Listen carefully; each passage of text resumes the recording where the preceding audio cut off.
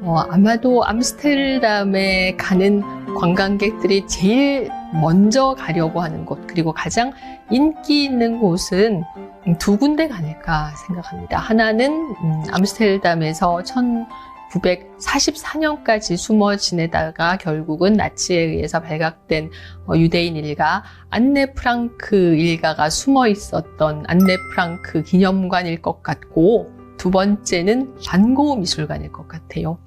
이 두 군데 모두 인터넷으로 미리 예약을 하지 않으면 당일에 들어가기는 불가능할 정도로 이제 많은 관광객들이 몰리는 곳입니다. 사실 고흐는 암스테르담에서 살았던 적은 없습니다. 그는 네덜란드 사람이긴 하나 그의 고향은 또 네덜란드의 준데르트라는 곳이었고, 또 화가로서 활동을 한 곳도 벨기에, 또 프랑스, 특히 이제 프랑스 남부의 아르리죠. 저희가 프로방스를 이야기할 때 아르에서 반고흐가 짧고 빛나는 전성기를 보냈다라는 이야기를 했는데, 그러나 그럼에도 불구하고 반고흐의 그림을 보려면 네덜란드로 가셔야 됩니다. 왜냐하면 그의 작품의 대부분이 암스테르담에 소장되어 있기 때문이죠. 네덜란드는 고흐가 태어난 국가, 그의 고국입니다. 사실 네덜란드에서 화가로 활동하지는 않았다고 하나 그의 작품성, 특히 초창기의 작품에는 이 네덜란드의 영향이 아주 짙게 드러납니다. 반고흐는 사실 단일 화가로서는 가장 유명한 화가이고 또 가장 불행한 화가로 알려져 있는데, 지금은 사실 세계에서 가장 비싼 그림을 파는 화가이지만 생전에는 800여 점의 그림을 그렸는데 그 중에 한 점밖에 팔지 못했어요. 화가로서의 어떤 삶은 30살부터 37살, 자살할 때까지 7년 정도였고, 그 사이에 800점을 그렸다고 하면 정말로 왕성하게 다작을 했음을 알 수가 있습니다. 결국은 어떤 고갱과의 갈등 때문에 정신적인 발작을 일으켜서 1888년 12월에 자신의 귀를 자르는 그런 자해를 하게 되어서 그 후에 생애 만년의 2년은 어떤 그 정신적인 발작과 투병 생활을 하면서 힘겹게 그림을 그리다가 결국은 자살이라는 비극적인 결말을 맞고 말았죠. 고흐가 그린 이 자화상에서 우리가 특히 고흐의 그림 하면은 떠오르는 어떤 이미지가 이렇게 막 뭔가 구불구불 돌아가는 이런 나선형의 이미지잖아요. 이런 나선형의 이미지 때문에 고흐가 어떤 광적인 상태에서 제정신을 잃은 상태에서 그림을 그린 게 아닌가라는 식의 생각도 하게 되는데, 사실 그것은 아닙니다. 1889년 초반부터 그런 발작이 좀 있었는데, 그때는 어떤 이성 자체가 없었기 때문에 물감을 빨아먹으려고 했다고 하죠, 튜브를. 그런 상황이기 때문에 그림을 그릴 수는 없었고, 정신적으로 무너진 후에도 그가 그림을 그릴 때는 정신적으로 차분하게 이성이 돌아와 있는 상태였습니다. 그러나 그럼에도 불구하고 발작이 일어난 후에는 그러니까 그 아르에서 귀를 자르는 1888년 12월에 발작이 일어난 후에는 그의 어떤 삶이 굉장히 힘겨웠다라는 점을 그림에서 우리가 좀 엿볼 수 있는데, 예를 들면 이렇게 구불구불 돌아가는 소용돌이들이 지금 1889년에 그린 자화상에서 이 모든 배경과 심지어 옷에까지도 그런 소용돌이의 흔적이 보이지만, 반고흐 본인의 얼굴, 본인이 그린 이 자화상의 얼굴에는 그런 표현이 전혀 없거든요. 그것은 무슨 말인가 하면, 우리의 눈에 돌아가는 소용돌이가, 지금 우리 눈에 보이는 이 소용돌이가 당시 고흐의 눈에도 보였다는 이야기죠. 고흐의 눈에는 이렇게 세상이 어지럽게 소용돌이를 일으키면서 돌아가고 있었고, 그 와중에 자신은 이런 어떤 혼돈 속에서 무너지지 않으려고 애썼다는 것을 알 수가 있습니다. 지금 입을 굳게 다물고 있는 고흐의 얼굴과 눈빛에서 그런 의지를 볼 수가 있는데, 우리가 그 결말을 이미 알고 있죠. 그 싸움에서 그는 결국 패배하고 맙니다. 화가로서는 정말 위대한 그리고 뛰어난 천재성을 가진 인물이었지만, 인간으로서는 불행한 인물이 바로 반고흐였습니다.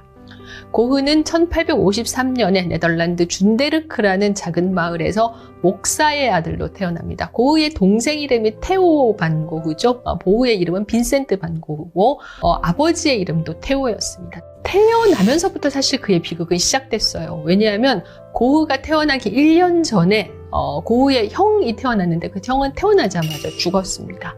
그 형의 이름이 빈센트였어요. 그러니까 이 반고흐 일가는 죽은 아들의 후에 다시 태어난 그 남자아이에게 빈센트라는 이름을 붙인 겁니다.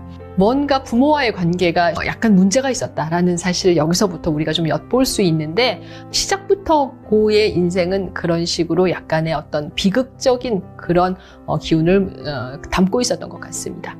고우의 집안은 별로 넉넉하지 않았고, 또 삼촌들이 모두 이런 그 화랑에서 화상으로 일하고 있었기 때문에 고우도 이제 중등학교를 졸업한 후에 화상으로 일을 했습니다. 이 화상으로서의 일은 상당히 잘해서 한때는 런던 지점에서 일하기도 했었고, 그리고 또 파리 본사로 발령을 받기도 했으나 20대 중반에 고우는 화상으로 일하는 것을 포기하고 자신의 아버지가 했던 직업, 목사라는 직업을 물려받기로 결심합니다. 그래서 20대 중반에 암스테르담 신학대학에 입학하기 위해서 1년 동안 공부를 했지만 이 신학대학 입시에서 떨어지죠.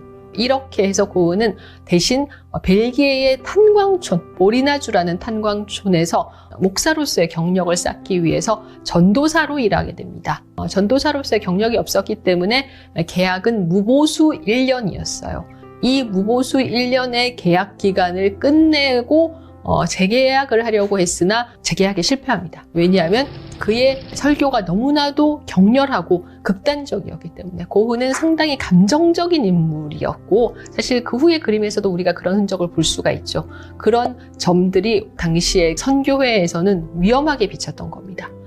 나이가 거의 40이 다 되어서 무보수 전도사로서의 삶조차도 실패했으니까 고흐의 가족들, 특히 아버지는 이 맏아들의 거듭된 실패에 굉장히 실망했습니다. 그런 상황에서 고흐는 그림을 그리게 되죠. 이렇게 해서 20대 후반에 들어서야 고흐는 화가로서의 거의 독학하다시피 이제 공부를 하게 되는데, 그러다가 1886년 30대 이제 초반이 되었을 때 당시 파리의 부필화랑에서 일하고 있던 동생 테오의 권유로 파리로 이주해서 인상파의 경향을 배우게 됩니다. 그리고 1888년 2월에 이 35의 나이에 아를로 이주했고, 여기서부터 이제 짧지만 빛나는 전성기가 시작되죠.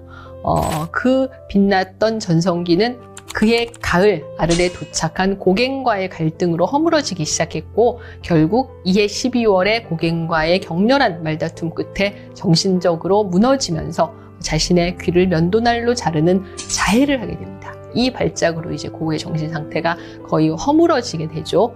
1889년에 이제 귀를 붕대로 맨 상태에서 병실에서 그린 그림이죠. 자기는 이제 괜찮다라고 보는 이들에게, 또는 그림을 그리는 자기 자신에게 설득하는 듯한 그림인데, 그리고 그림의 뒤에 자신이 늘 중요하게 생각했던, 스승으로 생각했던 우키우에를 걸어 놓았지만 대신 지금 반대편 캔버스에는 그림을 그리다가 뭔가 뭉개버린 흔적이 보이죠. 이 그림은 고흐의 어떤 미래를, 1년 후에 다가오는 비극적 파국을 예견하고 있는 그림이기도 합니다. 말하자면 지금 이 비어있는 캔버스, 그림을 그리다가 실패한 캔버스는 그림을 못 그리게 되면 과연 자신은 어떻게 할 것인가, 이제 자신에게는 아무것도 남지 않게 되는 것이 아닌가라는 고흐의 불안과 공포를 예견하고 있습니다. 이 그림을 1889년 1월 말에 그렸거든요. 이 그림을 그린 지 1년 반 후인 1890년 7월에 고흐는 오베르시루아즈에서 권총으로 가슴을 쏘아서 생을 마치게 됩니다. 고흐의 어떤 이야기, 참 짧지만 그런 비극적인 이야기인데, 이 짧은 비극 속에서 고흐가 남긴 그런 걸작들을 보면 어떤 인간의 운명이라는 부분에서 렘브란트의 그림을 볼 때랑 좀 비슷한 느낌이 드는 것 같아요.